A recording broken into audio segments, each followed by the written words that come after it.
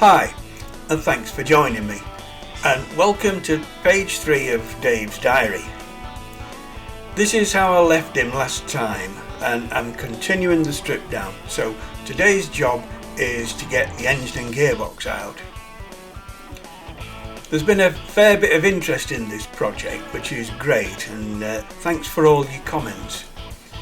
To answer one question that came up, Harleys use UNF and UNC fixings, so the spanners I'm using are in the main imperial sizes. Now I say in the main because there are exceptions. To start with, one or two of the nuts, bolts and screws on Dave have been changed for metric sizes in previous rebuilds. Also, for some strange reason, the reproduction parts, although they normally use the correct threads, will just very occasionally throw in a curveball and use a metric size hexagon. Anyway, on we go. One or two ancillary bits to come off first, and I'll start with the side stand. It sits on the front footboard support rod and it's clamped to the frame tube with a U-bolt. Once the U-bolt's undone, it just slides off.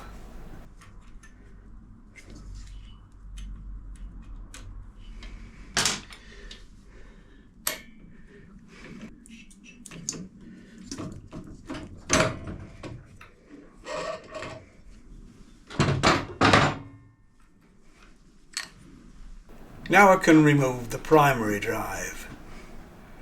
The cover has just two fixings, as it isn't a sealed unit. There's a sprung bolt fixing at the rear, but the main retainer is the nut in the centre that holds it onto the rear footboard support rod.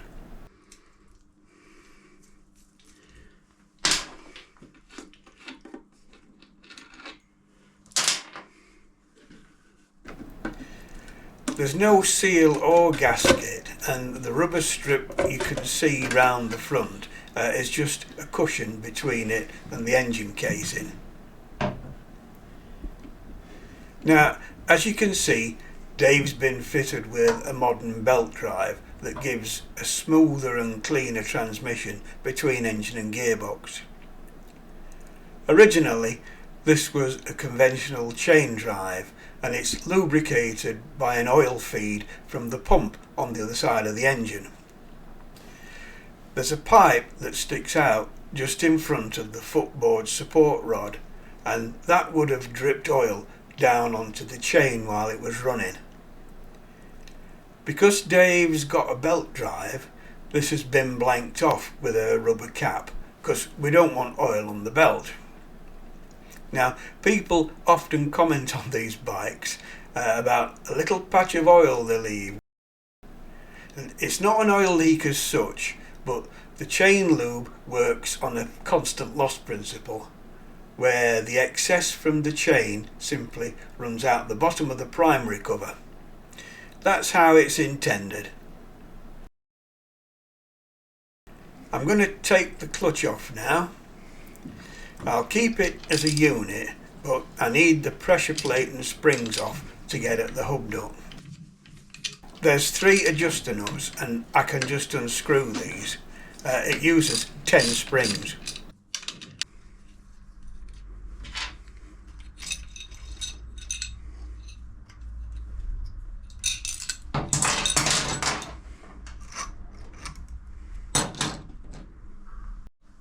The pressure plate just lifts off now, and I'll take the friction plates out as well.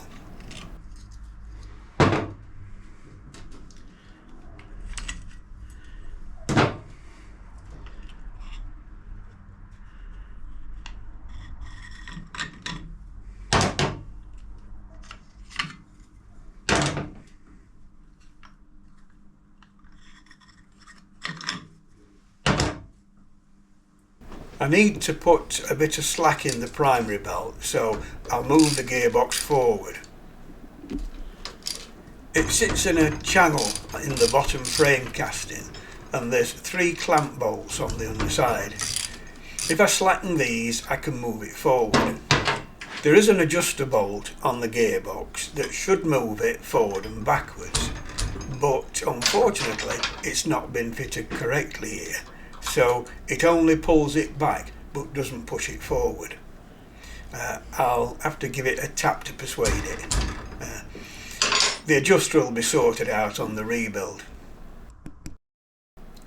The hub nut's not a hexagon, it's round with 7 slots around it, and there's a special tool to undo it. There's a lock tab around it as well, which I've already released. There's also a locking tool to hold the clutch basket while you undo the nut. That slips over the 10 studs.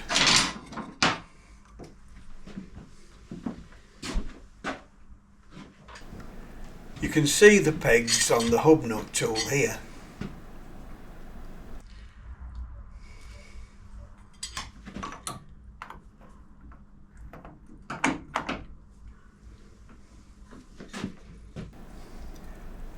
A couple of smart taps with the mallet and it's undone.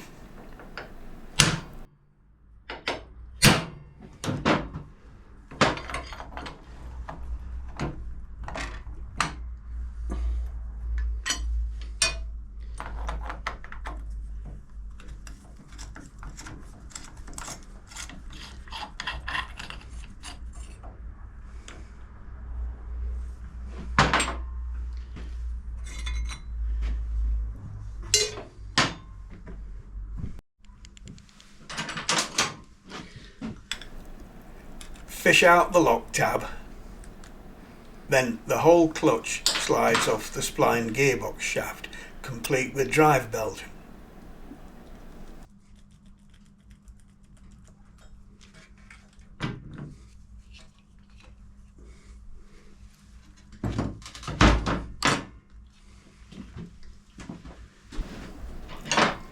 I mentioned the chain oiler earlier, and this is the rubber blank I'm taking off now.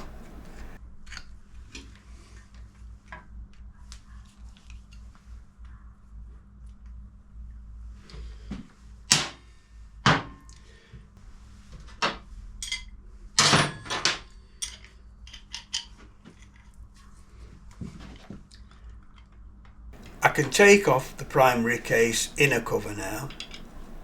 It's held on by 2 large countersunk screws.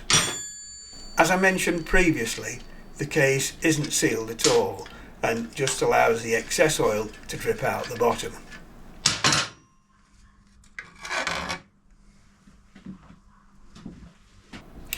I can get the gearbox out of the frame now. I'll take out the adjuster screw at the back, which, as I said, wasn't located correctly. Then remove the 3 big nuts on the underside.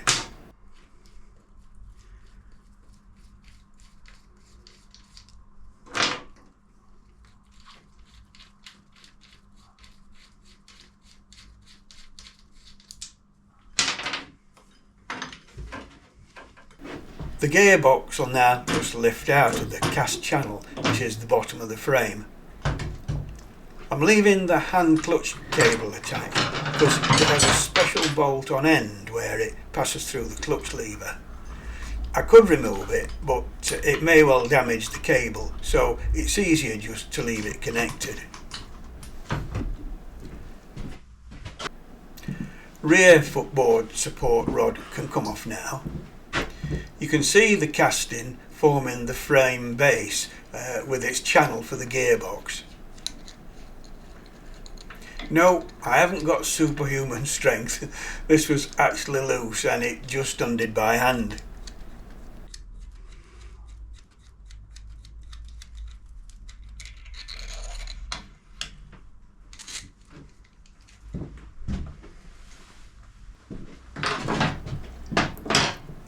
Front footboard support rod next. This was a bit tighter but not a lot.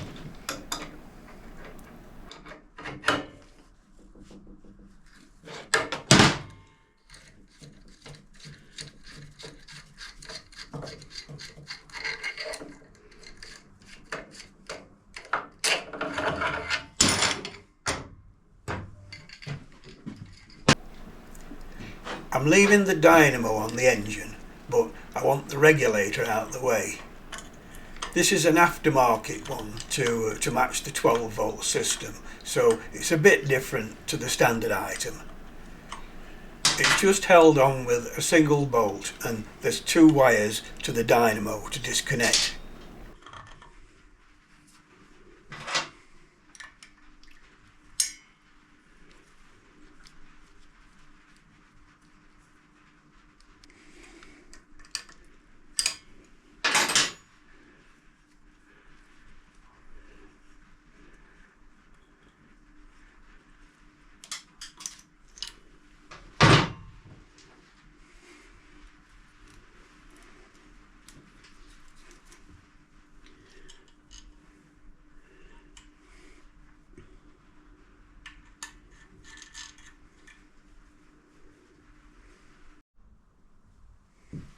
The oil pressure switch sticks out the bottom of the oil pump, so I'm going to remove that so I don't damage it. It just screws out.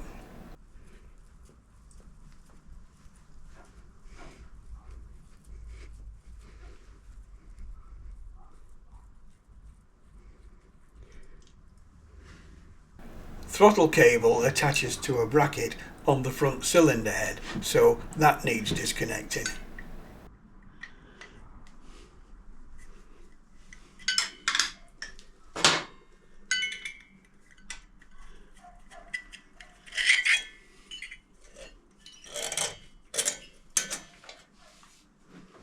Top engine steady next. It uses a cylinder head bolt on the front and rear cylinder and a bracket to the frame.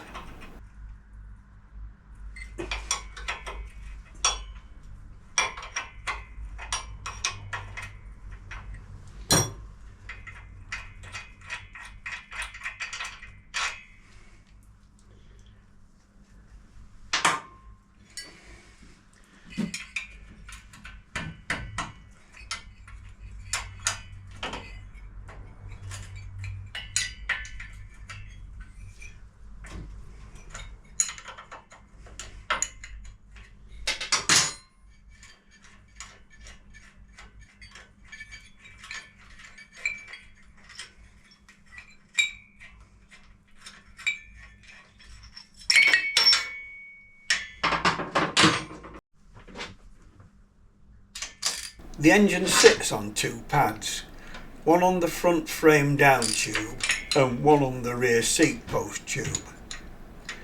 The nuts are supposed to be wired after tightening, but Dave's haven't been.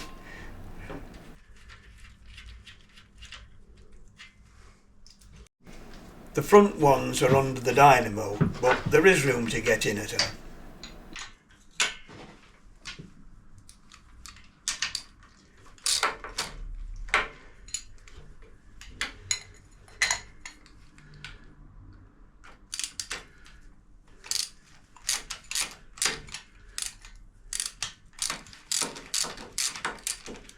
With all 4 bolts removed, I can now just lift the engine out the frame.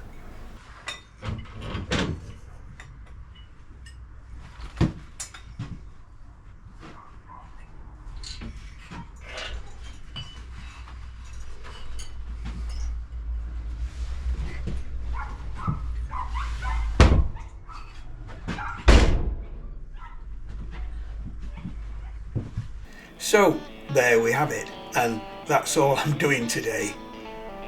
Next time I'll be removing the front end and telling you all about Springer forks.